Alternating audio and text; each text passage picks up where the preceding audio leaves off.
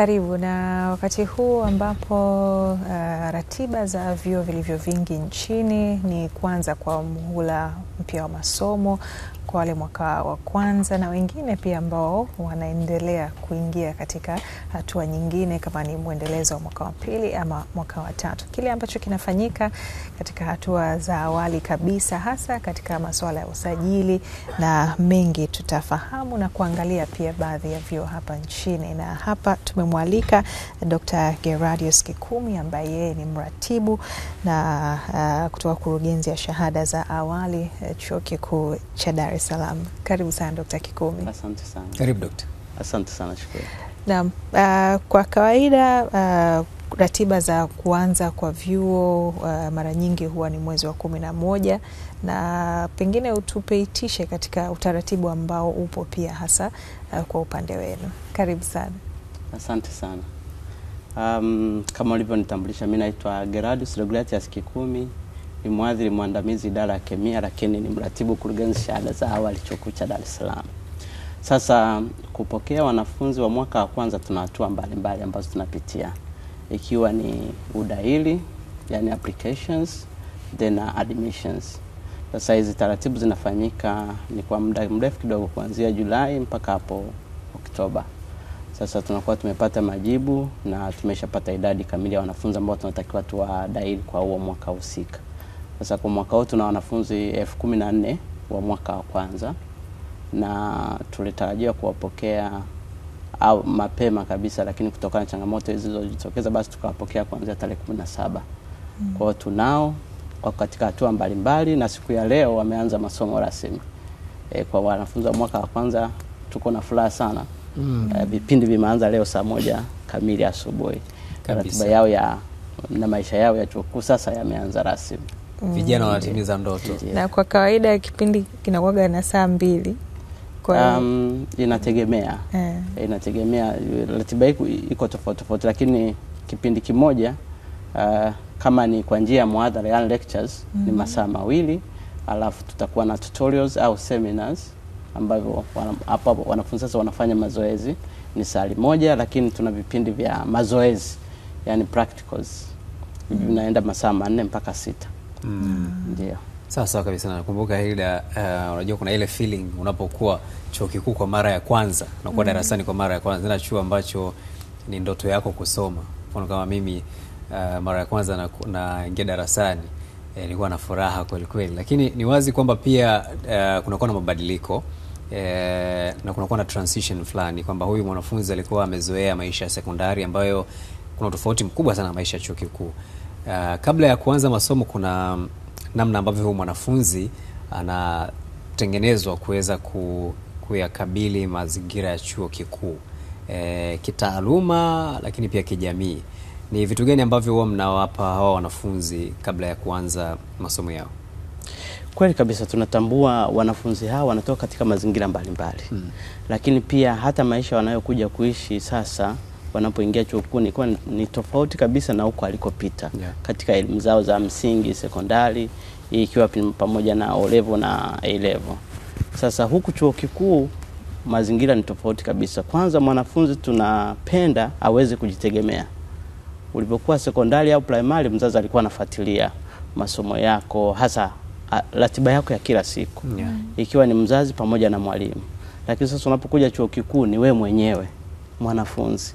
Kwa hiyo katika hizo hatua za awali tunakuwa na wiki elekezi ambayo ni siku 7, na hii tuliifanya kuanzia Jumatatu mpaka jana Jumapili tulikuwepo.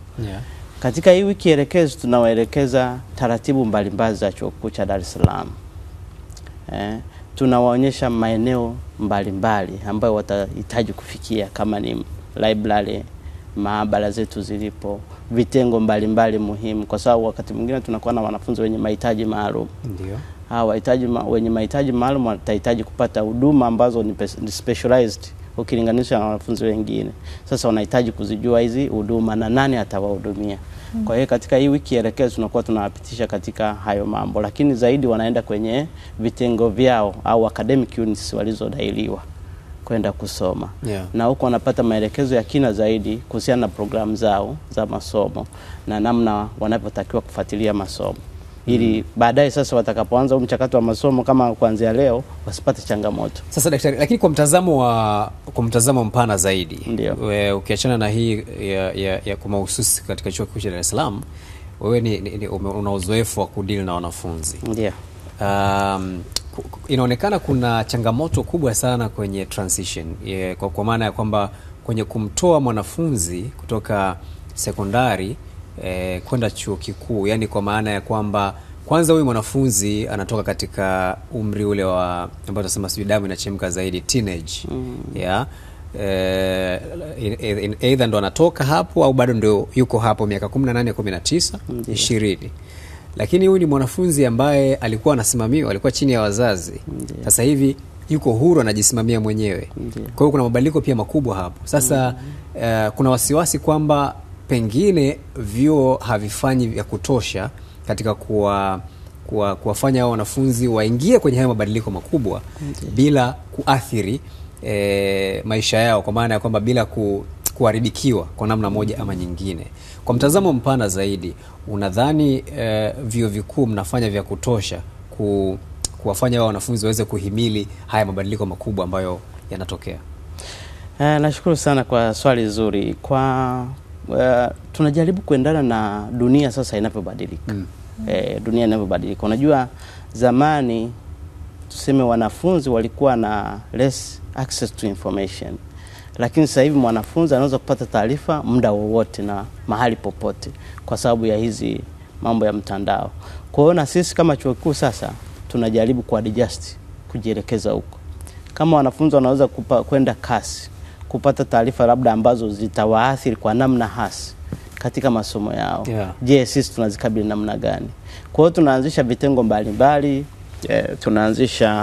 tuna kitengo cha counseling unit. Kwa hiyo endapo mwanafunzi atabainika ana changamoto fulani bila hata yeye mwenyewe kwenda kujipeleka pale kwenye counseling unit, tuna watu ambao wataweza kumtambua na kumwelekeza aende pale. Lakini pia mwanafunzi wa chuo kikuu unapokuja, sio kwamba tunamwacha tu aendelee kuogelea katika chuo. Vyuo mbalimbali vimeanzisha utaratibu wa kuwa na mentorship, au mtu ambaye atakuwa unaongea naye, unaweza kushare naye mawazo, na huyu anakuwa ni mwalimu wako ambaye anakufundisha au yuko chuo kikuu pale. Kwa hiyo tunamwatachi huyu mwanafunzi wanapoanza masomo leo, kufikia wiki ya 3 tutakuwa tumewa-identify hao, kila mwalimu na mwanafunzi. Kwa mwalimu anaweza kuwa na wanafunzi mpaka 5 wa kuwahudumia kwa namna hiyo. Kwa hiyo unaweza kuona kabisa ile huduma aliyokuwa anaipata kutoka kwa mzazi ya ushauri na saa vitu mbalimbali hata vikosa, kwa sababu bado huko chuo kikuu unapata mtu ambaye anaweza kushare naye.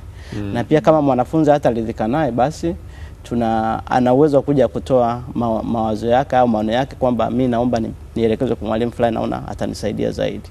Au naweza nikajieleza kwake kwa urahisi na kupata msaada zaidi. Basi na sisi tunabadilisha huo utaratibu. Ndio. Pamoja na utaratibu huu ambao mmeweka, ni changamoto gani ambazo bado mmezishuhudia kwa wanafunzi hasa ambao wanakuwa katika hatua ya mwanzo kabisa ya kuanza vyuo? Changamoto ambazo tunazipata ni taarifa wanazozipata. Mara nyingi inakuwa si sahihi. Kwa mfano tunakuwa na hii wiki elekezi, tunatarajia wanafunzi waje kulingana na ratiba ambayo tumewapangia. Kwa hiyo unakuta kutokana na ule ugeni ajawa katika eneo husika ili aweze kupata maelekezo sahihi. Kwa hiyo amepata maelekezo mengine ambayo si sawa. Kwa hiyo utajikuta kuna vitu fulani na vikosa, au atafanya kwa makosa, au atachelewa kuadjust kwenye mazingira kutokana na kukosa taarifa sahihi. Lakini pia changamoto zaidi ni hii ambayo kama nilivyosema, access to information. Mwanafunzi anaweza kaja chuo kikuu badala ya kufocus na masomo, anafocus na vitu vingine. Sasa hivi wanafunzi vijana wengi hata kama si wanafunzi wanajishughulisha katika michezo ya betting. Kwa hiyo inawapotezea muda mwingi, kwani ni kitu ambacho bado ni changamoto na tunatafuta namna ya kukishughulikia. Inapunguzia hata ufanisi wao kwenye masomo. Hapo unafundisha mtu anawaza mikeka. Namna ya completion rate inakuwa ni ndogo. Kwa hiyo nadhani ni swala ambalo ni la kimtambuka zaidi. Tunahitaji mamlaka mbalimbali kushirikiana na kuweza kulimanage hili swala. Na ni vitu ambavyo kimsingi vinatengeneza uraibu, na katika umri huu ndio muda ambao mtu anaanza kutengeneza tabia ambayo inaweza ikawa ni addiction. Kama hiyo ulioitaja, lakini kuna mambo mengine pia ambayo yanafanyika. Kitu gani ambacho mnakifanya kwa hawa wanafunzi ili kuanza kuwapa ukombozi wa kifikra, yani kuwatengenezea fikra zao kuona kwamba kuna jambo la muhimu ambalo wanapaswa kujikita, na sio hivyo vitu ambavyo vinaweza vikawaharibia sasa hivi au huko mbeleni? Ndio. Mamlaka za chuo kikuu zimeweka utaratibu, na kila wakati tunawakumbusha wahadhiri kwamba unapoingia darasani sio tu uende kutoa muhadhara juu ya somo lako tu.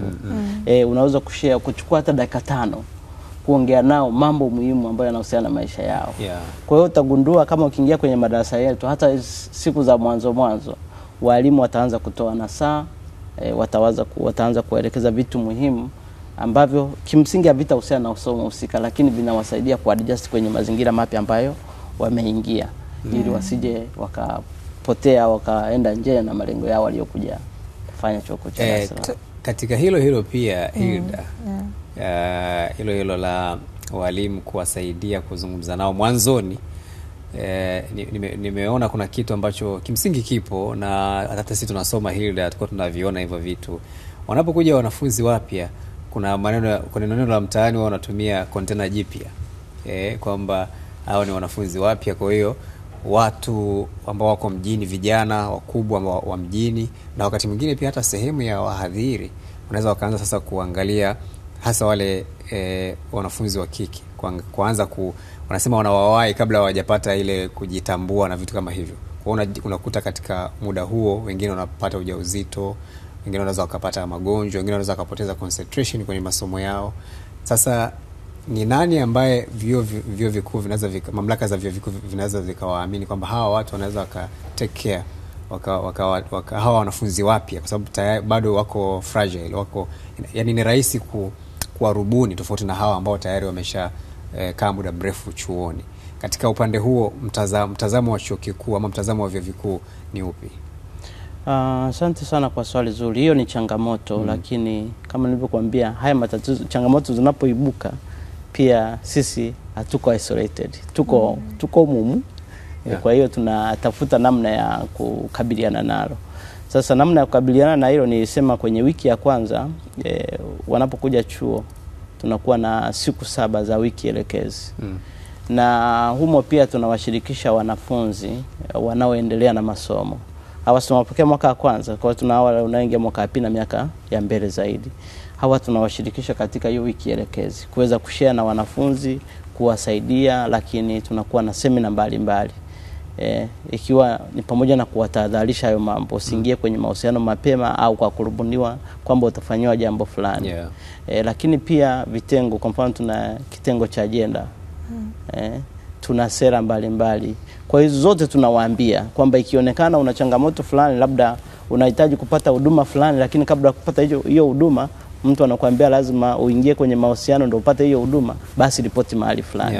Inakuwa rahisi. Sasa ukiwa na hizo sera na miongozo na taratibu zipo, basi hata kama mtu alikuwa na tabia ambayo si nzuri, anaweza kujiweka mbali nayo ili asije akaingia kwenye mgogoro na hizi taratibu ambazo tuko nazo. Kwa hiyo zaidi ni kuzipublicize na kuzifanya ziwe active, watu wazitumie, na tunazitumia kweli. Kwa hiyo haya mambo yanaweza kutokea, lakini ni kwa uchache sana kwa sasa hivi. Na ukiangalia wanafunzi pia wamepata uelewa mzuri. Wana uelewa mzuri, wana access to information. Kwa hiyo anajua kama nikipata harassment natakiwa nichukue hatua gani. Kwa hiyo wakati mwingine unapata mwanafunzi hata hajaripoti kwenye mamlaka ya chuo, lakini ameripoti mamlaka za nje. Kama TAKUKURU, unakuta wanakuja kufanya consultation kwamba kuna jambo fulani limetokea. Na nyinyi ndio mnalifahamu wakati huo. Kwa hiyo wanafunzi wanauelewa mzuri pia, lakini na sisi hatuachi, ni kuendelea kutoa hiyo elimu, kuwalinda hawa watoto ambao tuseme ni watoto. Lakini pia wakati mwingine unakuta mwanafunzi yuko kwenye program anasoma na watu ambao wako in service, wanauelewa zaidi. Kama wewe hapo ukikutana nao utawapa elimu nzuri. Ukilinganisha na wao kwa wao, kama wangekuwa ni vijana wa miaka 16 tu wamekuja ni timu yao peke yao. Lakini wakipata mtu ambaye ni in service anawapa elimu zaidi. Ndio. Lakini pia tunaendesha hapa wakisha seto wiki ya kwanza ya pili watakuwa na makongamano ya kwao wenyewe vijana. Wanakutana, wanacheza muziki, wanashare information. Ndio. Okay, Dr. Sasa tutarejea hapa kujadili. Tunaye mratibu kutoka kurugenzi ya shahada za awali Chuo Kikuu cha Dar es Salaam, Dr. Geradius Kikumi, kufahamu zaidi mara baada ya mapumziko mafupi.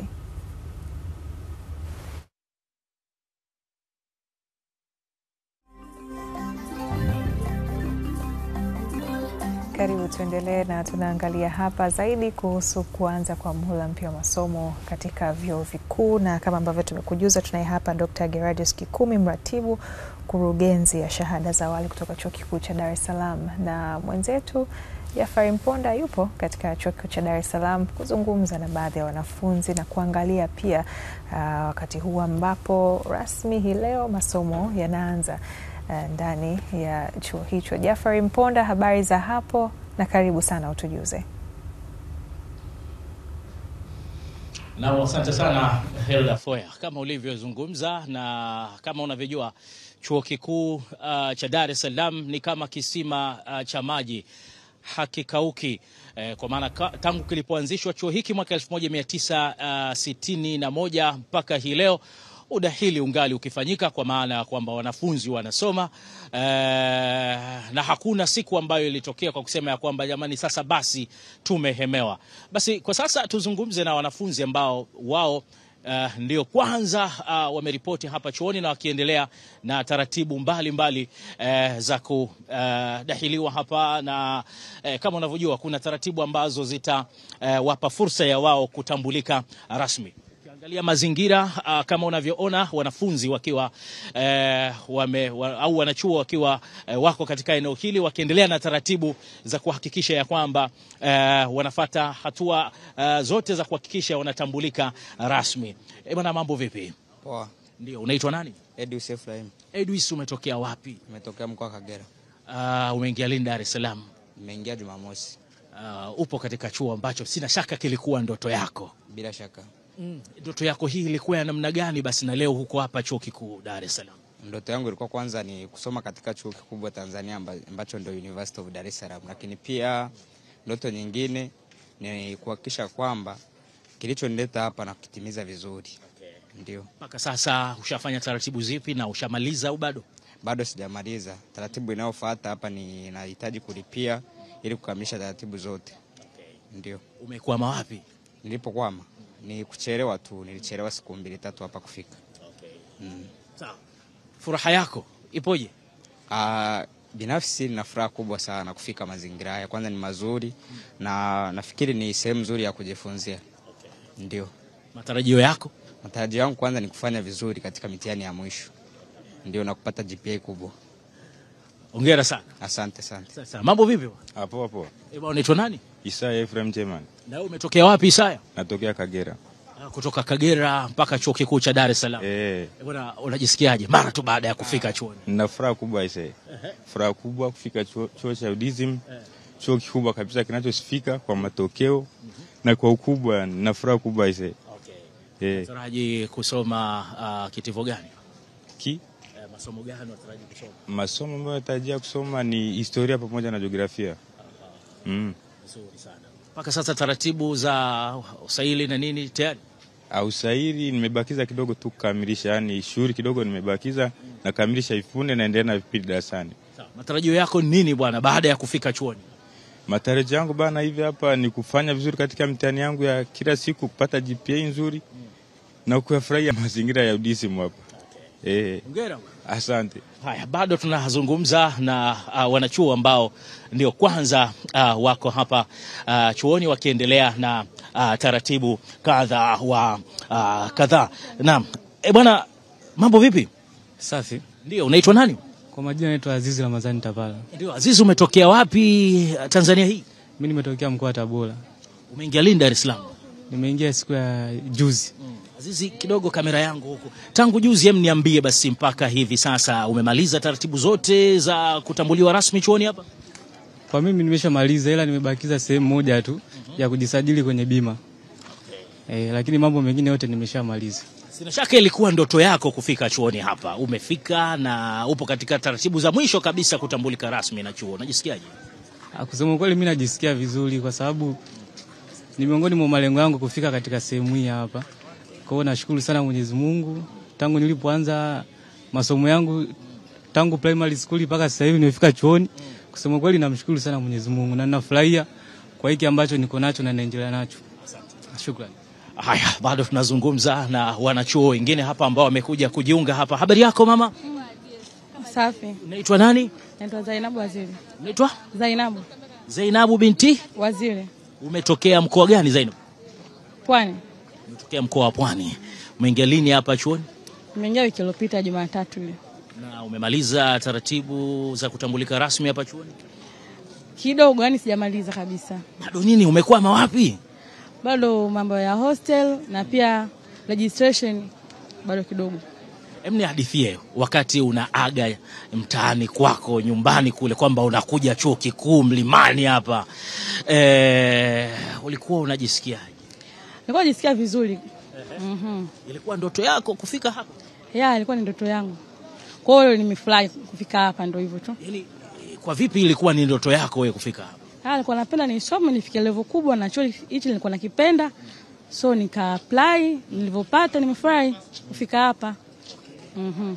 Sawa, matarajio yako ni nini? Matarajio yangu kutoboa. Kutoboa.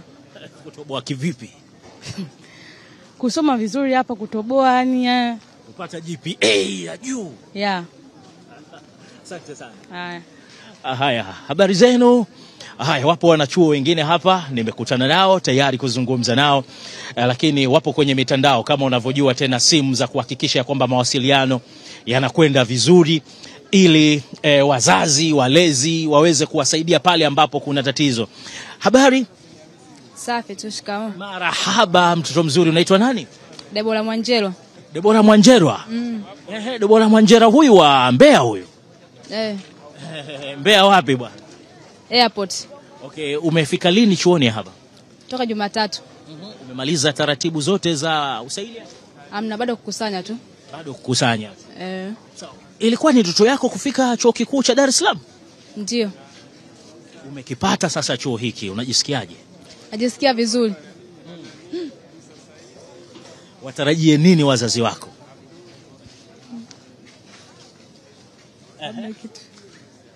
Watarajie mafanikio mazuri. Hongera sana. Asante. Haya. Dada, hujambo? Jambo. Unaitwa nani? Amina Sulum. Amina, unatokea wapi? Hapa Dar es Salaam. Hapa Dar es Salaam. Sawa. Hebu niambie basi mchakato mzima mpaka unapata chuo kikuu cha Dar es Salaam ilikuwa rahisi? Haikuwa rahisi. Ilikuwaje? Kuna system za kupitia lakini haikuwa rahisi kiasi hicho. Siku sasa unaambiwa unatakiwa kuripoti chuo kikuu Dar es Salaam, ulijisikiaje? Furaha. Furaha. Okay. Taratibu ambazo ulitakiwa kuzifuata hapa chuoni umezimaliza? Ndio, nimemaliza, bado kukusanya. Kukusanya? Okay. Tutarajie nini kutoka kwako baada ya miaka 3 ijayo? Mafanikio inshallah. GPA za nguvu kabisa. Inshallah. Asante sana, hongera. Asante. Haya, ni chuo kikuu cha Dar es Salaam hapa ndipo ambapo nipo, na taratibu zikiwa zinaendelea za vijana hawa kutoka mikoa mbalimbali ndani ya nchi na sina shaka na nje ya nchi, na naendelea kuzungumza na wanafunzi ambao wako hapa ikiwa ni siku yao ya kwanza leo, na wengine wametangulia mapema kabisa. Bibi, ujambo? Sijambo, shikamoo. Marhaba, unaitwa nani? Naitwa Agripina. Nani? Agripina. Alvipin? Agripina. Agripina. Agripina nani bwana? Agripina Jacob. Unatokea wapi Agripina? Kigoma. Dodoma. Kigoma. Kigoma. Umeingia lini kutoka Kigoma? Nimeingia tu juzi tu. Ushafanya taratibu zote za kutambulika rasmi hapa chuoni? Bado. Okay, umekuwa wapi? Hamna, tu mambo tu ya kawaida tu. Eti Ndio unamalizia hivi. Ulipochaguliwa rasmi kujiunga na chuo hiki ulijisikiaje?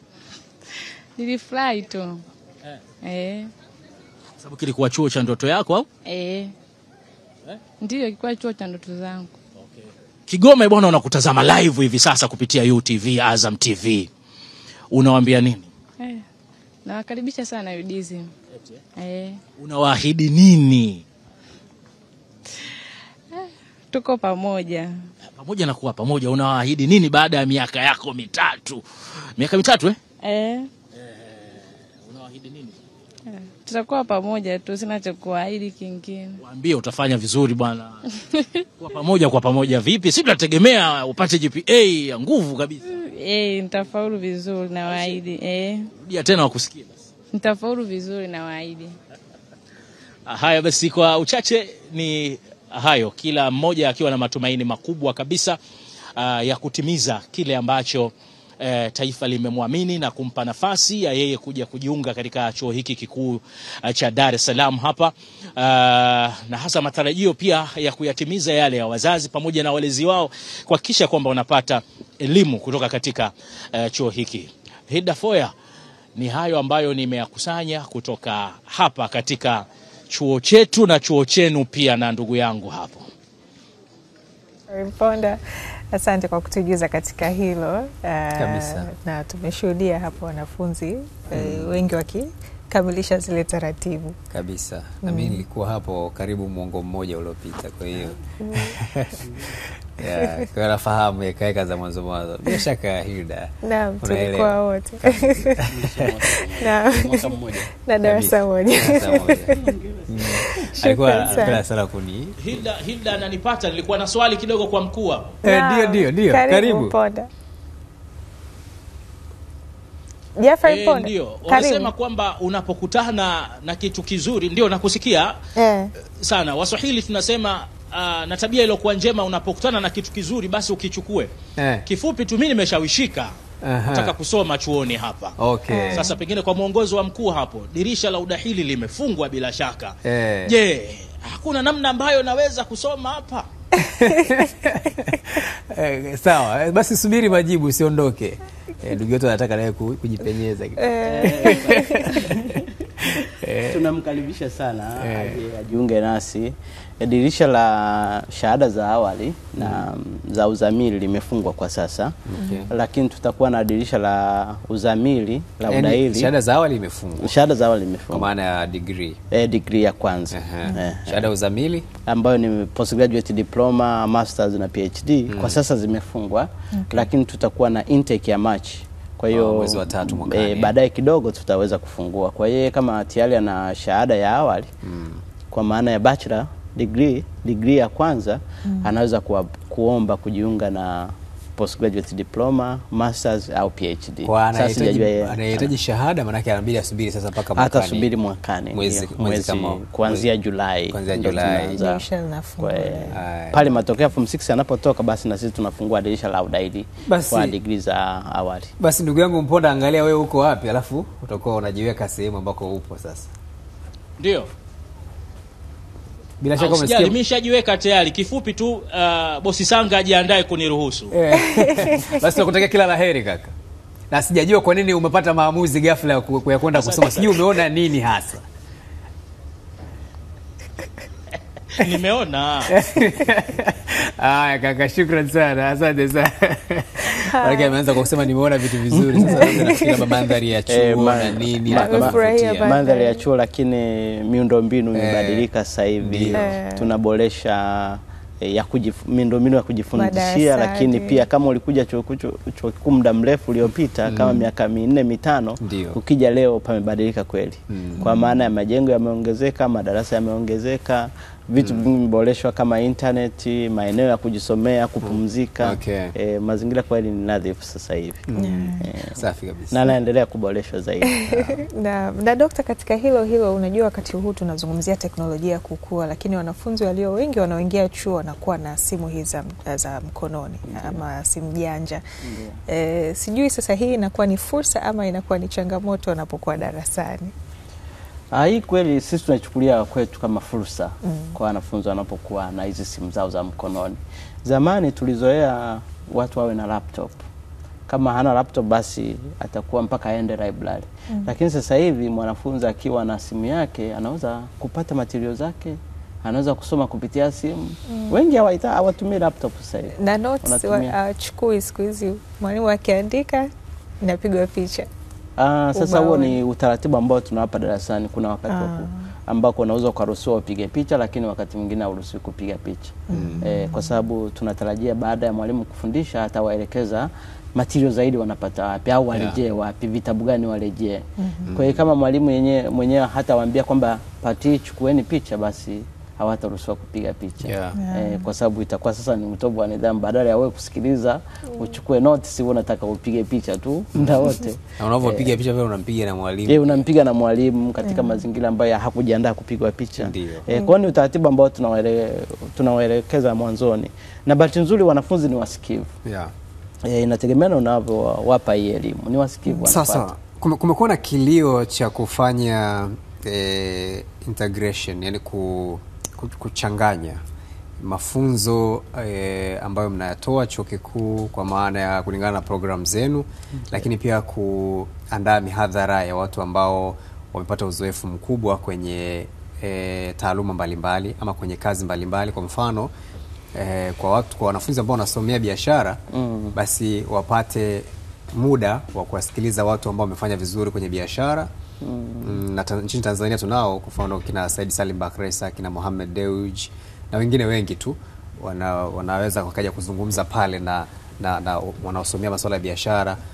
Kadhalika kwenye masuala ya kwa mfano labda wanaosomea uandishi wa habari, kuna watu nguli kama kina Tido Mhando na wengine wanaweza wakaja pale wakatoa mihadhara ili basi hawa wapate testi ya kile mnachowafundisha, lakini pia wapate kutoka kwa watu ambao sasa wanafanya ama wamefanya kwa mafanikio ama kwa uzoefu mkubwa. Hili kama vyuo vikuu mnalitazama vipi? Tumelichukua kwa mtizamo chanya. Ni kati ya maoni ambayo tumekuwa tukipata kwa muda mrefu. Kwa hiyo sasa hivi chuo kikuu kimerejea mitaala yake. Takriban 250 imesharejewa sasa hivi. Na mitaala 40 itaanza kutumika sasa hivi, yani imeanza kutumika leo. Mitaala 40. Sasa katika mitaala 40 inayotumika sasa, hata ile ya zamani, kutakuwa na utaratibu wa kushirikisha watu walioko kwenye industry wenye uzoefu katika upande mwingine. Sio wana taaluma, lakini wana uzoefu kwa sababu wamekuwa akifanya ya mambo. Kwa hiyo muadhiri mwenye kipindi chake anaweza kumwalika mtaalamu fulani katika hilo eneo na kuja kushiriki katika kipindi. Kwa hiyo hii inawezekana kama tulivyosema, muadhara ni masaa 2. Kwa hiyo wao watapanga na kuona anamshirikisha kwa muda gani. Lakini pia hao wanafunzi waweze kupata uzoefu zaidi. Tumepanua muda wa mafunzo kwa vitendo kutoka wiki 8, kwa hiyo sasa inaenda miezi 3 mpaka 6. Na wengine wataenda zaidi ya mwaka mmoja. Kulingana na programu husika. Inatofautiana kutoka program mpaka program nyingine. Kwa hiyo tunawashirikisha kwa namna hiyo. Wadau watakuja kufundisha darasani kwa muda fulani, na sisi pia tutaenda kwao. Kwa hiyo kuna kutembelea viwanda, kuna kutembelea taasisi kama hizi za kwenu za habari. Wanafunzi kutoka SJMC wanaosoma mambo ya habari watakuja kuwatembelea zaidi na kufanya mazoezi na nyie. Kwa hiyo tunaomba wadau waweze kuwapokea hawa wanafunzi wetu, lakini pia wawe tayari kushirikiana na sisi. Ndio. Tuelekee sasa kule Dodoma. Mwenzetu Joyce Mwakalinga anatujuza kwa upande huo, hasa katika chuo cha CBE kile ambacho kinafanyika mwanzoni, pia nao wakiwa wanaanza muhula wa masomo. Joyce, karibu sana na utujuze hapo nini ambacho kinajiri. Usajili wa wanafunzi ambao hapa ni katika chuo cha elimu ya biashara CBE, ambapo zoezi la usajili wa wanafunzi ambao wanaanza linaendelea hapa. Naitwa Joyce Mwakalinga, ambaye tutazungumza na baadhi ya wanafunzi na watatueleza nini hasa walichojiandaa zaidi, lakini pia matarajio yao katika mwaka huu ambapo wanakwenda kuanza masomo yao rasmi. Unaitwa nani? Naitwa Janet Shio. Janet Shio. Hebu tuambie sasa, wewe ni mara ya kwanza ndio umekuja kuripoti hapa chuo. Ni yapi hasa matarajio yako unapokwenda kuanza mwaka wa masomo? Natarajia, kwanza nimekuja hapa kutarajia elimu nzuri kutokana na hii kozi niliyoichagua, na ninajua kwamba chuo kuna opportunity nyingi na nafasi nyingi. Kwa naamini kwamba nikimaliza nitakuwa kuna vitu nimegain, kuna mambo kuna position nimetoka kutoa position moja kwenda nyingine, kwa naamini nitapata elimu nzuri ambayo itakayonisaidia mbeleni. Nini kimekushawishi? Vyuo viko vingi. Nini kimekushawishi ukajikuta kwamba umechagua kuwa sehemu ya wanavyuo katika chuo hiki cha CBE? Kwanza CBE ni chuo kimoja kizuri sana kwa wale ambao wanahitaji kozi ya biashara. Kwa performance yao waliofanya tangu miaka ya nyuma, ameni encourage kwamba kama nataka kuchukua mambo yanayohusu biashara au nini etc, nichague chuo cha CBE. Nakushukuru na nakutakia kila laheri katika masomo yako. Asante. Nakutana pia na kaka hapa, unaitwa nani? Isaac Maloda. Isaac Maloda. Haya, mtuambie na wewe ndio umekuja kuripoti hapa chuo. Yapi matarajio yako na umejipangaje na maandalizi yako kwa ujumla ya kuanza masomo yako? Kwa kweli kwanza namshukuru Mwenyezi Mungu kwa kuniwezesha kufika mahali hapa, kwa kutafuta kupata chuo kizuri kama hiki, kwa sababu matarajio yangu mimi na ndoto zangu natamani niwe mfanyabiashara mkubwa.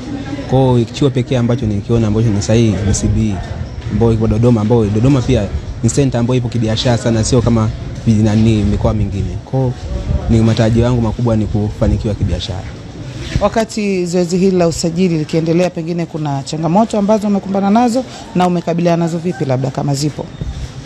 Changamoto kweli zilikuwa ni nyingi, lakini kwa sababu ya watu ambao wapo kwa ajili ya kutusaidia kujua, kwa sababu ya mitandao ya kijamii ipo na watu wataalamu wapo, walitusaidia kutatua hizo changamoto ndogo ndogo za kuweza kuapply na kuweza kufika hapa mahali hapa. Nakushukuru na nikutakia masomo mema. Asante na wewe pia. Basi wakati tunaendelea kuzungumza na baadhi ya wanafunzi katika chuo hiki, yako mambo ambayo yanaendelea, ikiwa zoezi kubwa ni udahili wa wanafunzi ambao wamefika hapa kwa ajili ya kusajiliwa. Unaitwa nani? Kwa majina naitwa Dennis Losera Lembese, ni mkazi wa Arusha na nimekuja Dodoma kwa ajili ya masomo chuo cha elimu ya biashara CBE. Umejiandaje sasa katika masomo yako haya? Kwa kifupi, kwenye masomo yangu mimi nimejiandaa vizuri na niko tayari kupambana na semester zote mbili kuhakikisha nafanikiwa na natimiza ndoto yangu. Ndio. Wakati huu usajili unaendelea, kuna changamoto ambazo umekumbana nazo pengine? Changamoto hazikosekani kwenye kila idara, japo si nyingi sana, lakini za kufanywa marekebisho na zingine zinatatulika.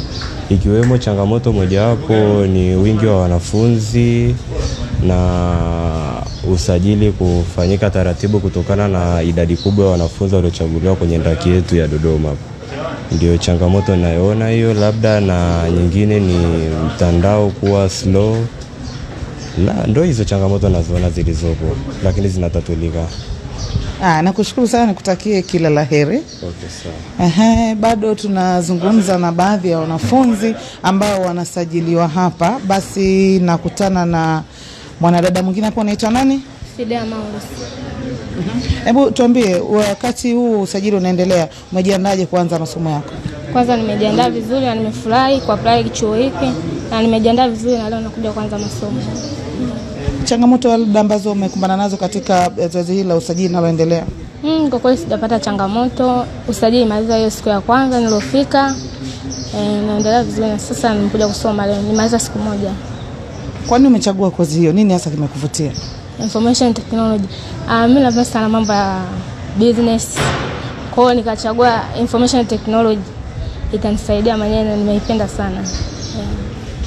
Kila laheri katika masomo yako.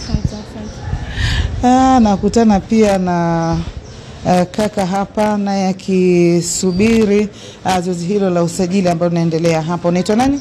Naitwa Isa Jackson Sambwela. Ni mwanafunzi ambaye anasoma kozi ya accountants. Yes. Nini kimekuvutia kwenye kozi hiyo na umejiandaje sasa kuanza rasmi masomo yako?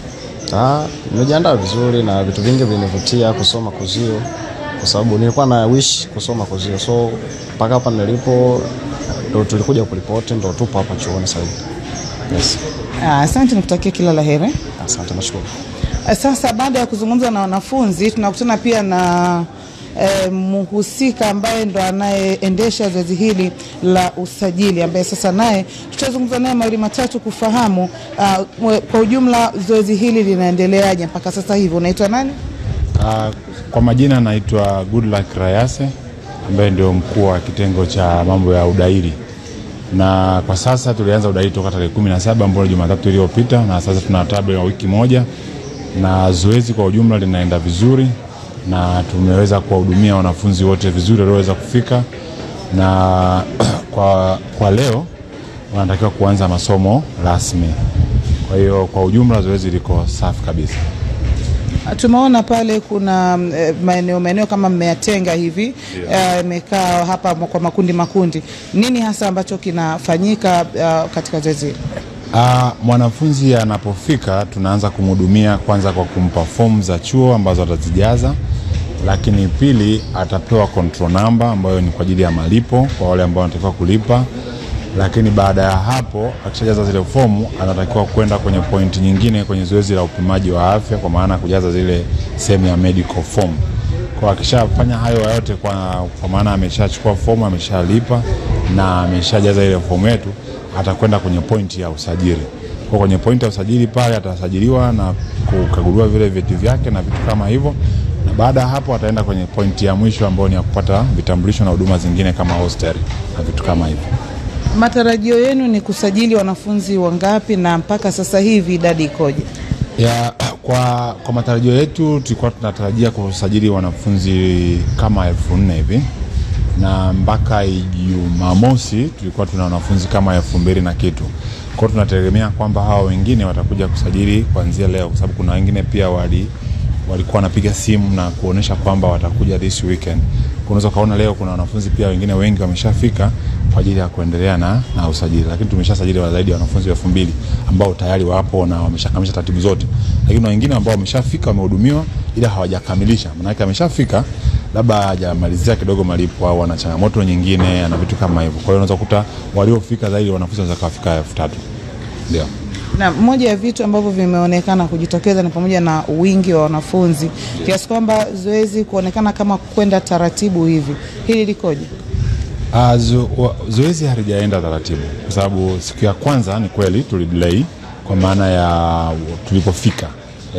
Kwa hiyo logistics na walifunzi wote walifika kwa pamoja, kwa hiyo tukawa tume delay kidogo, lakini baada ya hapo na namna ambavyo tumewagawa pointi nyingi na tuna maafisa wengi ambao kazi yao ni kuwahudumia hao watu, na unaweza kaona hata kule uwanjani kwamba pointi hazijabanana.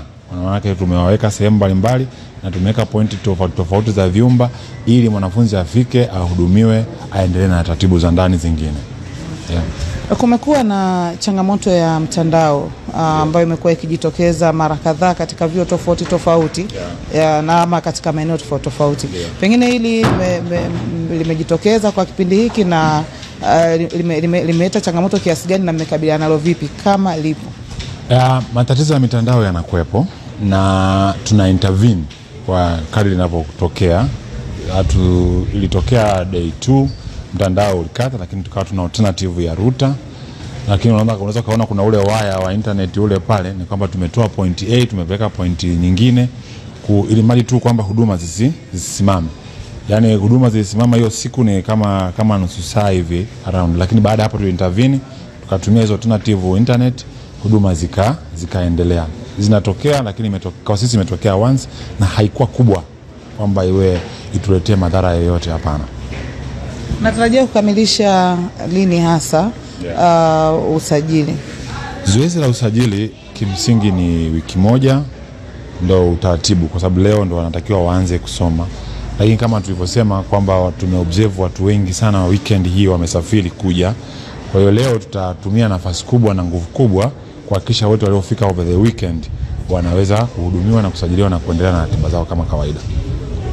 Nakushukuru sana na nikutakie kila laheri. Nashukuru sana, asante sana.